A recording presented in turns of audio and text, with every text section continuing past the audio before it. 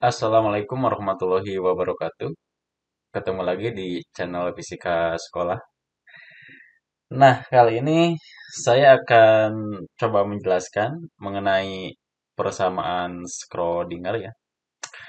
Jadi ini sebenarnya harusnya masuknya ke fisika kuantum, tapi saya kira karena ini pendahuluan, maka ini masuk dalam konteks fisika modern.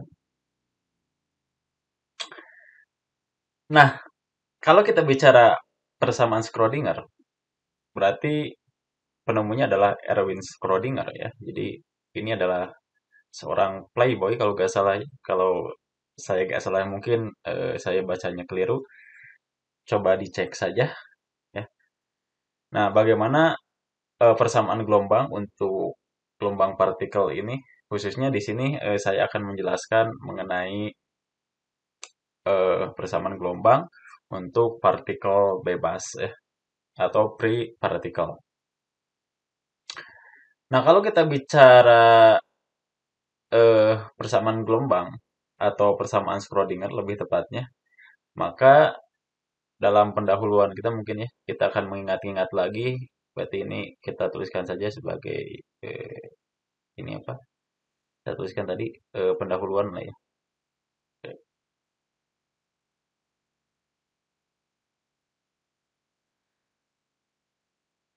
Ini supaya tulisannya bagus gimana ya? Mungkin harus diganti sama iPad ya. Jadi persamaan Schrödinger ya. Jadi kita bicara pendahuluan dulu kalau kita bicara dualisme gelombang partikel. Jadi kalau saya tuliskan di sini dualisme dualisme gelombang gelombang ya, gelombang partikel, maka perilaku partikel seperti elektron, proton, atau struktur yang sangat kompleks ya, seperti atom, molekul, maka perilaku gelombangnya itu diatur secara mendasar melalui hubungan yang fundamental ini. Jadi hubungan antara energi dengan momentum. Jadi kalau kita bicara energi dalam pandangan partikel berarti ini adalah dalam pandangan dualisme ini adalah H dikalikan F. Tentu kita tidak asing lagi bahwa ini pernyataan energi foton ya dari Planck. Nah, untuk lebih elegannya lagi, kita menyatakan persamaan si energi itu biasanya tidak dalam bentuk H dikalikan F, tapi dalam bentuk H bar dikalikan omega. Nah, H bar itu seperti apa? Jadi kalau kita turunkan secara sederhana, maka kita bisa manipulasi persamaan ini sebenarnya. Ini akan sama dengan H dikalikan F. Nah, dikali secara matematik, mungkin ini adalah 2V dikalikan 2V. Karena nilainya 1. Maka si energi ini, kalau saya tuliskan, ini akan sama dengan H dibagi dengan 2Pi. Nah, ini disusun saja sebenarnya. Dikalikan dengan 2Pi dikalikan dengan F.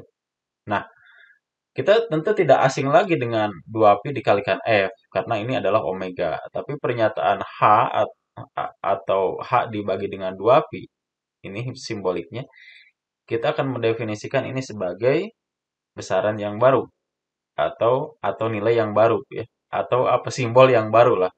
Ini E itu akan sama dengan, nah ini adalah H bar. H bar itu berarti H dibagi dengan 2Pi dikalikan dengan omega. Nah, ini adalah eh,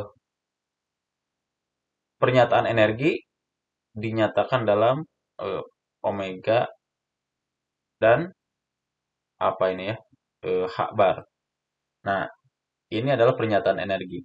Lalu pertanyaannya bagaimana dengan pernyataan yang satunya lagi ya? Karena secara fundamental kalau kita bicara gelombang partikel kita akan bicara energi dan yang kedua kita akan bicara mengenai momentum. Nah, dalam gelombang materi kata de Broglie bahwa besarnya momentum atau P itu besarnya adalah H dibagi dengan lambda. Nah, berarti dengan cara yang sama kita bisa memanipulasi ini besarnya adalah 2pi dibagi dengan 2pi. Maaf ya. Oke, ini 2pi dibagi dengan 2pi. Nah, gitu. Maka pernyataan momentum ini bisa kita tuliskan sebagai H dibagi dengan 2pi.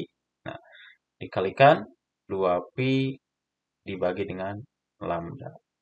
Nah, kalau kita pernah belajar, hubungan antara 2pi per lambda itu adalah bilangan gelombang. Berarti ini P besarnya akan sama dengan H bar dikalikan dengan K.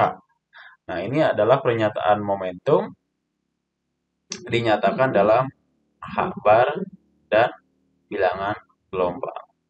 Jadi sangat jelas di sini ya, bagaimana eh, hubungan antara energi dengan frekuensi dan hubungan dengan antara momentum dengan bilangan gelombang. Sebenarnya ini menunjukkan khasnya dari gelombang partikel, bahwa partikel itu mempunyai perilaku gelombang atau sebaliknya gitu ya. Cahaya bisa dipandang sebagai partikel. Nah, karena kita bicaranya bukan hanya tentang hubungan antara energi dan momentum yang secara mendasar ini selalu ada ya di dalam dualisme gelombang partikel atau dasar berpikirnya, maka yang kedua kita akan bicara mengenai persamaan gelombang atau persamaan Schrödinger untuk free particle. Jadi kita pindah page saja di sini. Berarti yang kita bicarakan itu yang kedua adalah eh, persamaan Schrödinger gitu ya. Nah, persamaan Schrödinger untuk eh apa namanya ya? Partikel bebas. Oke, partikel bebas. Nah, mungkin kita harus menyamakan persepsi dulu, buka ya atau mendefinisikan dulu di awal bahwa apa yang dimaksud dengan partikel bebas itu. Jadi partikel bebas itu adalah partikel yang dia itu tidak dikenai gaya ya. Itu namanya partikel bebas atau F-nya sama dengan nol. Kalau F-nya sedang nol, jadi partikel bebas itu adalah partikel di mana nah, tidak ada gaya yang bekerja pada partikel tersebut atau F-nya sama dengan nol. Kalau F-nya sama dengan nol, maka energi potensialnya itu harus bernilai konstan. Kenapa? Ya karena hubungan antara F dengan energi potensial itu ini adalah turunan dari energi potensial terhadap posisi ya. Jadi kalau kita turunkan, nah berarti dengan kata lain bahwa untuk partikel bebas V itu harus konstan. Nah, gitu ya. Nah, ini adalah syarat untuk partikel bebas. Nah, jadi kita akan membahas mengenai ini. Bagaimana persamaan untuk persamaan Schrödinger untuk partikel bebas ya. Nah, kalau kita melihat persamaan tadi, persamaan dasar ya. Jadi kalau kita lihat hubungannya bahwa tadi energi yang dimiliki oleh partikel bebas, berarti kita bisa nyatakannya dalam H bar dikalikan omega. Atau momentumnya kita bisa menyatakan bahwa P itu adalah H bar dikalikan dengan K. Maka dengan cara yang berbeda, kita bisa menyatakan frekuensi ataupun bilangan gelombangnya dari sini. Maka frekuensinya itu akan sama dengan E dibagi dengan H bar. Atau bilangan gelombangnya berarti K-nya akan sama dengan P dibagi dengan H bar gitu ya. Nah, untuk apa sih pernyataan ini? Tentu kita akan balik ke kasus awal atau bukan kasus awal ya. Kasus analogi bagaimana persamaan gelombang dalam teori klasik ya. Jadi bagaimana persamaan gelombang dalam teori klasik. Jadi kalau kita mundur lagi ke dalam tinjauan klasik ya di sini. Tinjauan klasik.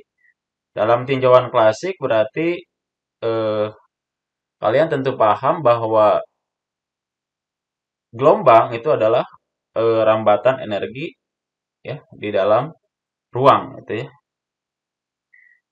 Jadi kalau persamaan gelombang sendiri itu bisa dinyatakan dalam dimensi spasial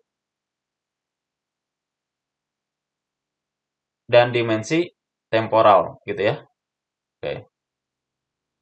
Nah, dalam tinjauan klasik kalau kita meninjau persamaan gelombang berarti eh, di sini ya, persamaan gelombang gaya persamaan gelombang ya. Berarti kita bisa menuliskannya bahwa di persamaan gelombang ini biasanya Y ya kalau di ini, tapi kita tuliskan ini dalam bentuk U saja. U sebagai fungsi ruang X dan sebagai fungsi waktu itu adalah fungsi sinusoidal, bisa cosinus atau sinus. Bisa saya tuliskan misalkan bisa cos dalam kurung kx min omega t ya. X-nya adalah fungsi spasialnya atau dimensi spasialnya, T-nya adalah dimensi temporalnya. Atau bisa saja si UX-nya ini, fungsi gelombangnya itu dinyatakan dalam eh, fungsi sin. Ini adalah sin kx min omega t ya. Oke, ini adalah persamaan gelombang di dalam tinjauan klasik ya.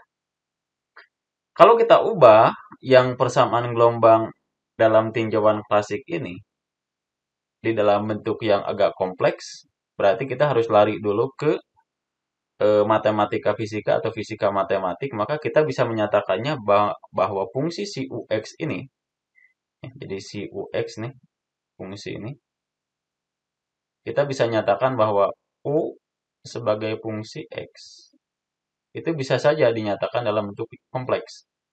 Bentuknya berarti dalam bentuk eksponensial dikalikan I, gitu ya.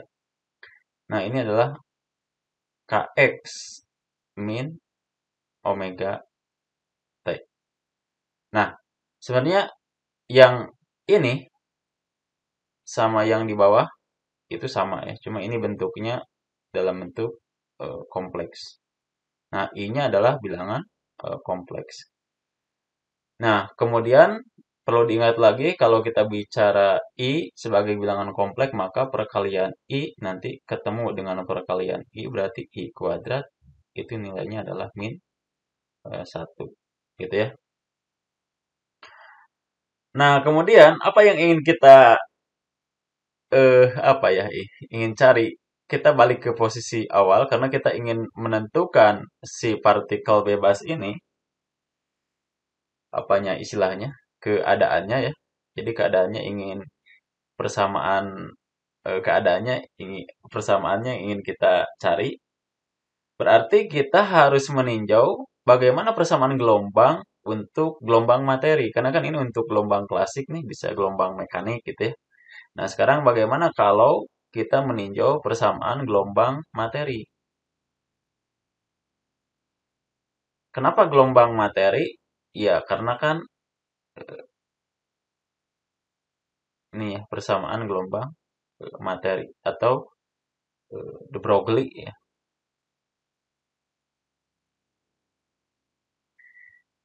Nah, dengan cara yang sama atau melihat analogi, ya kita akan menuliskan bahwa persamaan gelombang materi ini ya dalam bentuk yang hampir mirip dengan atau serupa dengan gelombang mekanik tadi, bahwa C ini simbol dari persamaan gelombang untuk materi berarti sebagai fungsi posisi atau ruang dan waktu itu akan sama dengan kalau kita menyamakan dengan yang tadi maka bentuknya adalah E dikalikan bilangan kompleks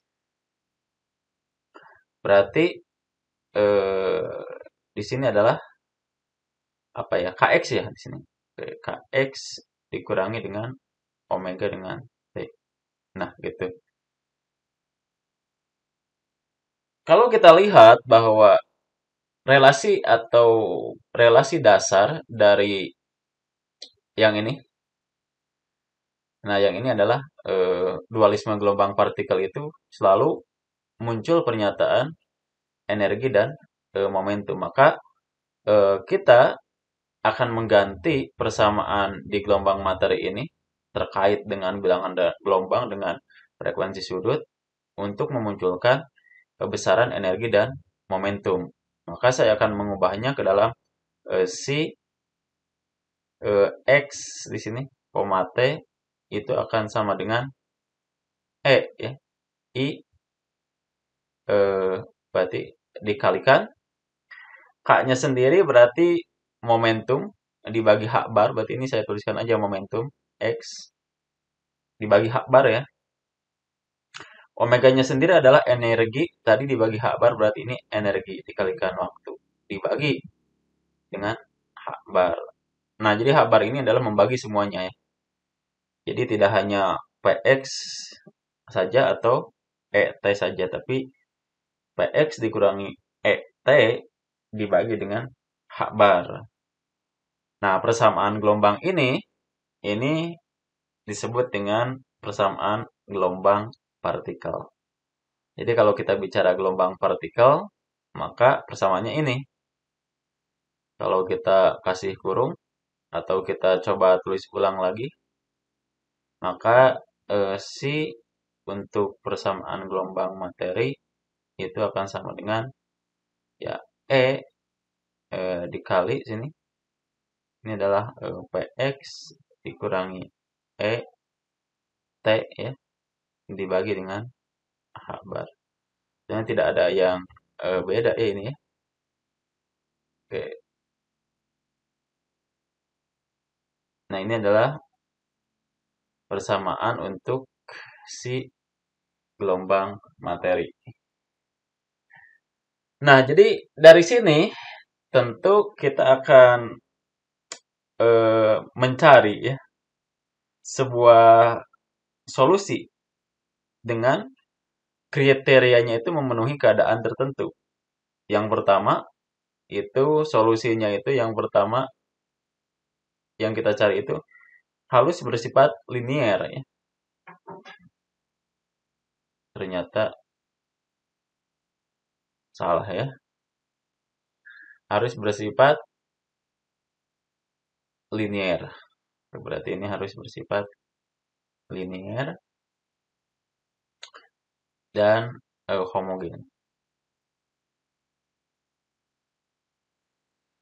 Nah, maksudnya linier dan homogen itu apa? Maksudnya kita ingin mencari bahwa ketika superposisi antara dua buah gelombang terjadi, maka solusi yang muncul adalah hanya sebuah solusi atau solusi tunggal dari superposisi dua gelombang tersebut.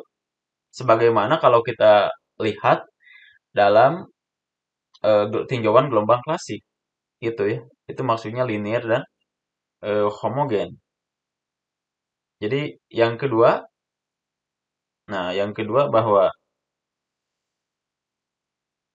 dalam keadaan free particle kita bisa menetapkan V-nya atau potensialnya itu bernilai 0. Karena konstan itu kan bisa saja di titik 0. Sehingga ini memenuhi karakteristik dari apa ya? Homogenitas ruang dan waktu di sini. Ya, jadi homogenitas ruang dan waktu. Nah, dengan kata lain bahwa persamaan ini ya itu harus mempunyai koefisien yang hanya bergantung pada parameter atau parameter yang tetap seperti massa atau konstanta Planck. Jadi si koefisien persamaan di sini itu harus bergantung pada parameter yang sifatnya tetap. Misal massa dan H ya, berarti konstan Planck. Itu kan tetap. Nah, yang ketiga kalau kita tuliskan di sini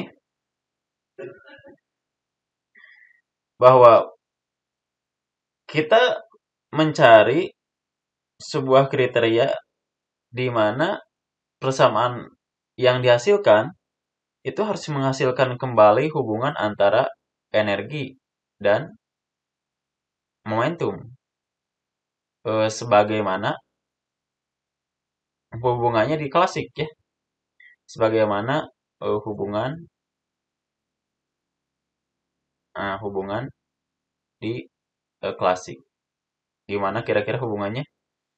Kalau tidak lupa bahwa energi itu besarnya adalah P kuadrat dibagi dengan 2M.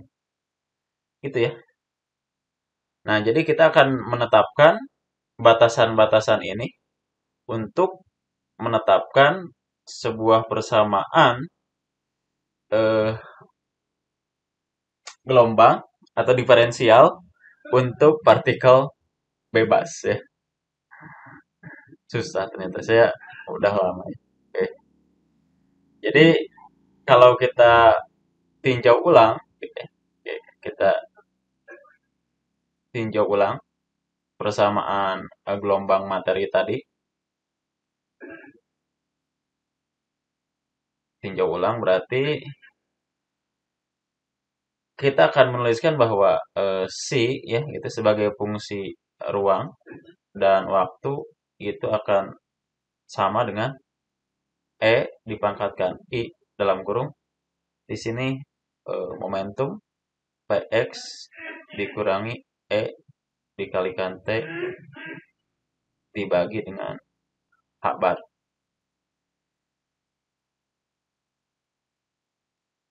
Gitu ya. Terus dari sini mau ngapain ya? Nah, karena di sini ada dua dimensi, dari dimensi temporal atau waktu dan dimensi spasial, maka kita akan mencoba menurunkan secara parsial persamaan ini terhadap sisi temporalnya, waktu, dan sisi spasialnya. Berarti kalau kita turunkan atau diferensiasi, kita diferensiasi secara parsial terhadap waktu ya, maka kita akan masuk ke sini berarti ini tinjuannya adalah sisi temporal atau waktu. Maka turunan parsialnya adalah do si do t kan ya, atau do t dari si. Berarti ya kita tinggal nurunkan saja bahwa do t dari yang tadi E pangkat I Px ini adalah E T H bar gitu ya. Gitu. Nah, kalau kita turunkan karena parsial terhadap waktu, maka kita akan mendapatkan bahwa yang dalam kurungnya harus diturunkan dulu, berarti ini adalah do si, bukan angka 2 ya ini ya. Do t itu akan sama dengan negatif berarti ya dari I dikalikan E. Nah, bagi H bar itu dikalikan E pangkat, karena eksponensial kan harus ditulis ulang lagi. E X di sini apa? E T gitu ya. H bar. Nah, kalau kita tuliskan dalam bentuk sederhana, maka ini do si do t itu akan sama dengan I negatif dikalikan E dibagi dengan H bar. Nah, ini kita nyatakan dalam si. Karena kan ini tiada lain adalah si ya. Yang ini tuh adalah si nih. Berarti ini adalah bentuknya ini. Ini adalah sisi turunan parsial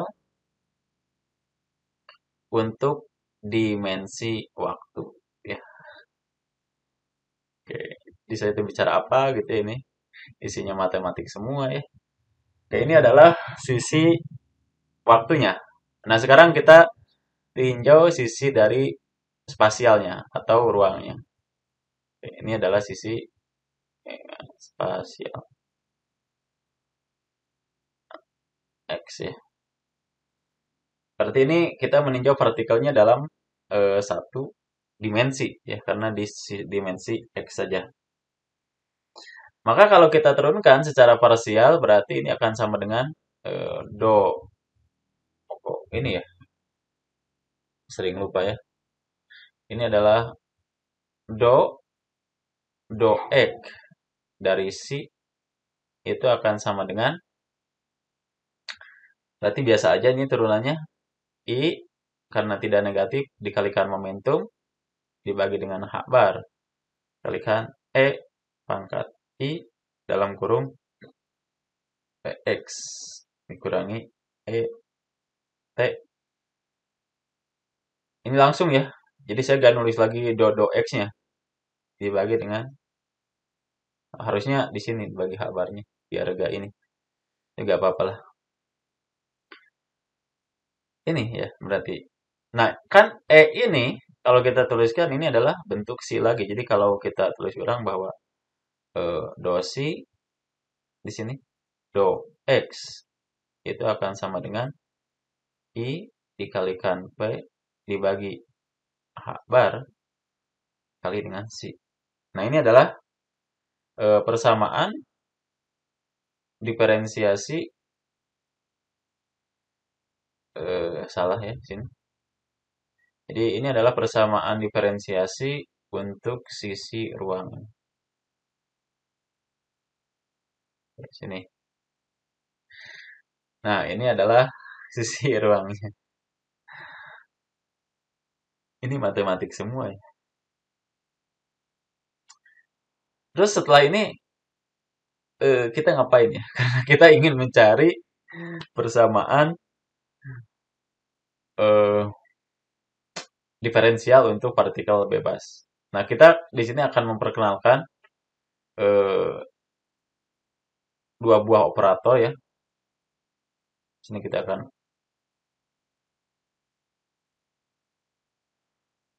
kenalkan dua buah operator. Nah, yang pertama adalah operator energi. Saya menyimbolkannya dengan E sini, topi ya. Itu besarnya. Sama bisa dilihat dari sini. I dikalikan H bar do T. Nah, ini adalah operator dari ini ya. Operator dari hmm, energi. Saya hapus. Nah, agak benar ini adalah I dikalikan H bar do do T. Kemudian operator yang kedua kita akan mendefinisikan ini operator momentum. Itu adalah negatif dari I dikalikan H bar do do X. Karena momentum itu berada di sisi temporalnya dan energi berada di sisi spasial, eh, momentum di sisi spasial dan energi di sisi temporal. Oke, nah dari sini kita akan mencoba merekayasa persamaan yang telah apa ya eh, kita ketahui. Nah, misalkan kita tinjau nih persamaan dari sisi waktu ya berarti. Kalau kita lihat persamaan dari sisi waktu, kita dapat tadi persamaan bahwa apa ya berarti ya di sini. Yang tadi itu turunannya hasil turunan pertama itu adalah do bukan turunan pertama, turunan parsial, do si, do t, itu harus sama dengan negatif dari apa? I, gitu ya. Dikalikan E dibagi dengan H bar, dikalikan dengan si. Nah, kalau saya coba rekayasa sedikit, maka ini akan sama dengan H bar, kan gitu ya, dibagi dengan min I, do, do si, do t. Ini bukan angka 2 ya. Itu akan sama dengan E dikalikan dengan si. Coba ya persamaan kiri ini kita kalikan atas bawah dengan I. Maka yang atas itu akan berubah menjadi I dot H, dot H bar. Ya, kali H bar. Dikalikan min I dikalikan I. Jadi min I kuadrat. Karena min I kuadratnya adalah 1. Berarti ini jadi 1. Ini berarti jadi do si, do t. Itu sama dengan E dikalikan si. Nah, coba perhatikan bahwa IH do T itu adalah operator energi. Maka persamaan ini bisa saya tuliskan menjadi operator energi dikalikan si. Itu sama dengan energi dikalikan dengan si. Jadi bentuknya lebih ini aja kelihatannya. Lebih simpel, sederhana, elegan lah ya. Nah, gitu. Ini adalah persamaan yang melibatkan operator energi gitu. Terus bagaimana dengan operator momentumnya? Ya berarti kalau kita bicara operator momentum, maka kita akan bicara persamaan di ruangnya. Berarti kalau kita bicara persamaan di ruang, maka kita akan menuliskan tadi diferensiasi parsialnya adalah do si, do x ini. Lupa terus ini.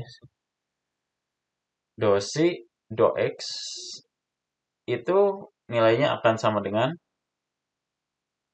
I kan tadi ya. P dibagi dengan apa? H bar.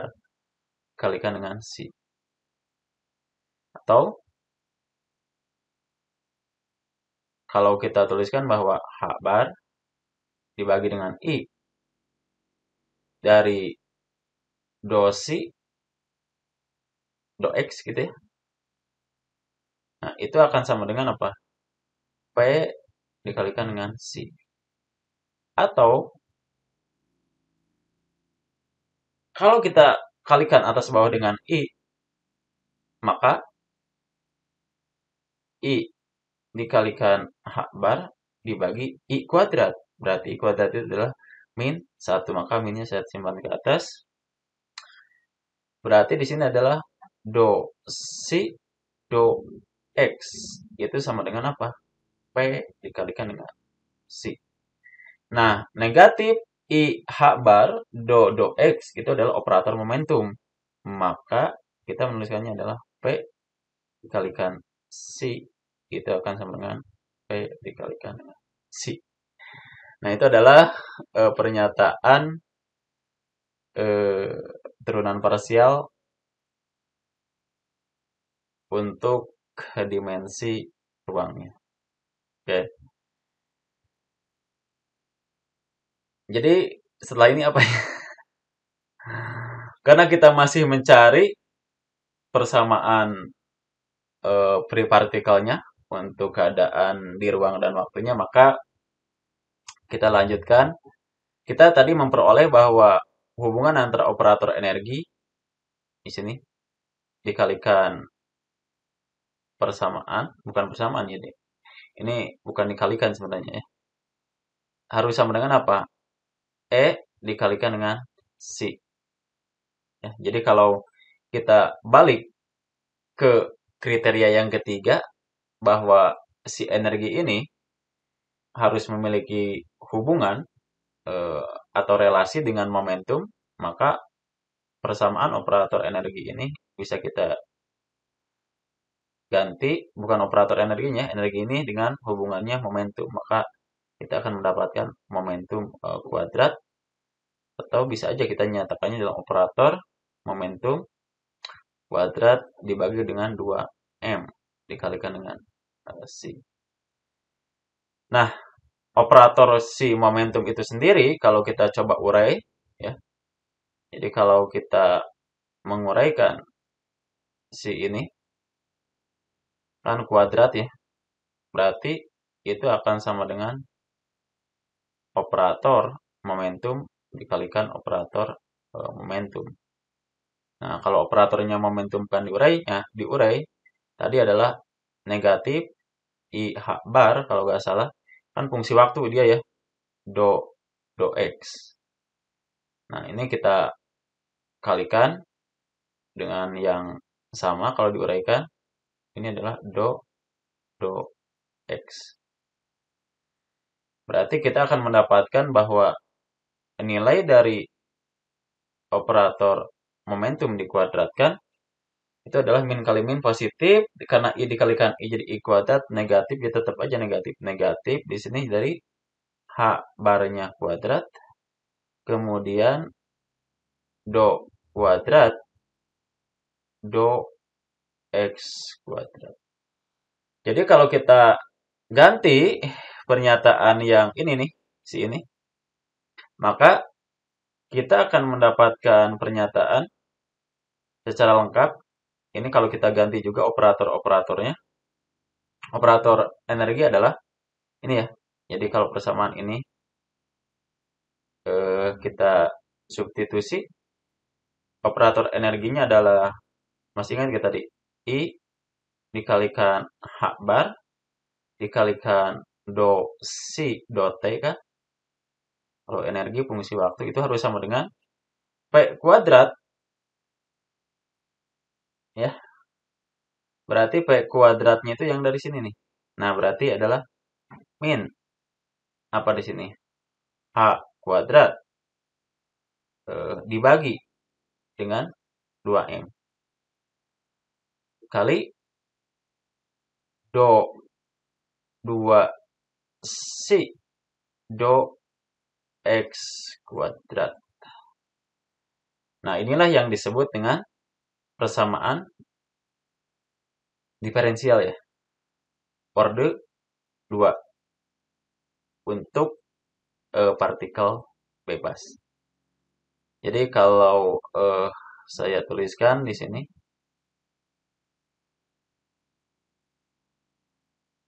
nah itu ya. Jadi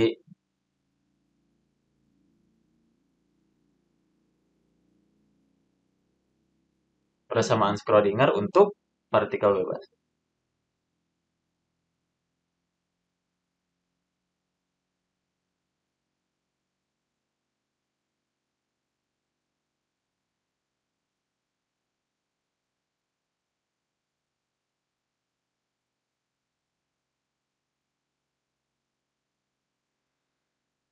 Ya, partikel bebas itu adalah partikel yang eh, tidak dikenai gaya. Bukan tidak dikenai atau tidak ada gaya yang bekerja pada partikel itu, atau energi potensialnya itu bernilai konstan dalam arah X ya, dan waktu tertentu. Demikian yang bisa saya sampaikan. Terima kasih. Assalamualaikum warahmatullahi wabarakatuh.